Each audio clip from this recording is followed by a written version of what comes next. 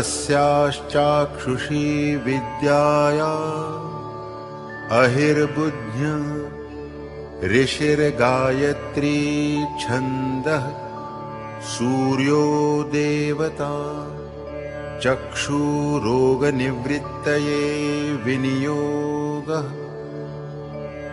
ॐ चक्षुः चक्षुः चक्षुः तेजः स्थिरो भव मां पाहि पाहि त्वरितं चक्षुरोगान् शमय शमय मम जातरूपं तेजो दर्शय दर्शय यथा अहम् अंधो न स्याम तथा कल्पय कल्पय कल्याणं कुरु कुरु यानि मम पूर्वजन्मोपार्जितानि चक्षुप्रतिरोधकदुष्कृतानि सर्वाणि निर्मूलय निर्मूलय। ॐ नमः चक्षुस्तेजोदात्रे दिव्याय भास्कराय। ॐ नमः करुणाकरायामृताय। ॐ नमः सूर्याय। ॐ नमो भगवते सूर्यायाक्षितेजसे नमः। खेचराय नमः। महते नमः। रजसे नमः। तमसे नमः। असतो मा सद्गमय तमसो मा ज्योतिर्गमय मृत्योर्मा अमृतं गमय। उष्णो भगवान् शुचिरूपः हंसो भगवान् शुचिरप्रतिरूपः। य इमां चाक्षुष्मती विद्यां ब्राह्मणो नित्यमधीतेन तस्याक्षिरोगो भवति न तस्य कुले अन्धो भवति।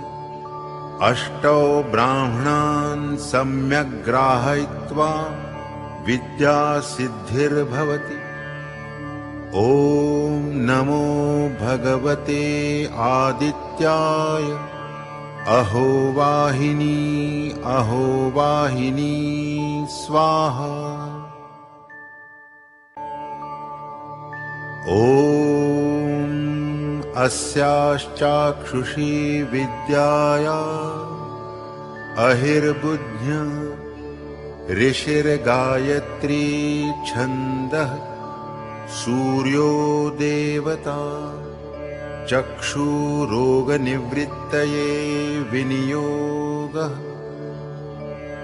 ॐ चक्षुः चक्षुः चक्षुः तेजः स्थिरो भव मां पाहि पाहि त्वरितं चक्षुरोगान् शमय शमय मम जातरूपं तेजो दर्शय दर्शय यथा अहम् अंधो न स्याम तथा कल्पय कल्पय कल्याणं कुरु कुरु यानि मम पूर्वजन्मोपार्जितानि चक्षुप्रतिरोधकदुष्कृतानि सर्वाणि निर्मूलय निर्मूलय।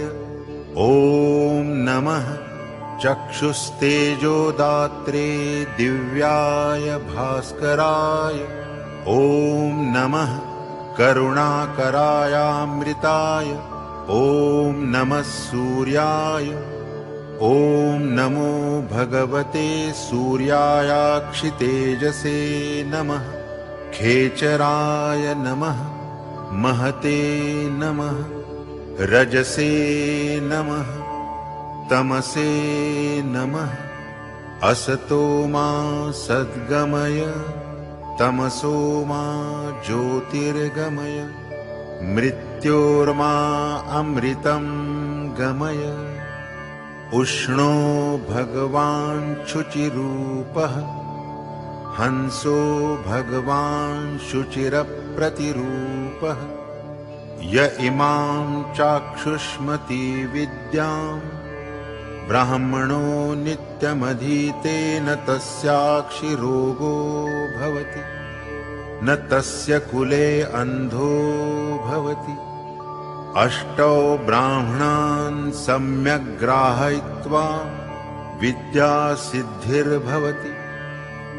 ॐ नमो भगवते आदित्याय।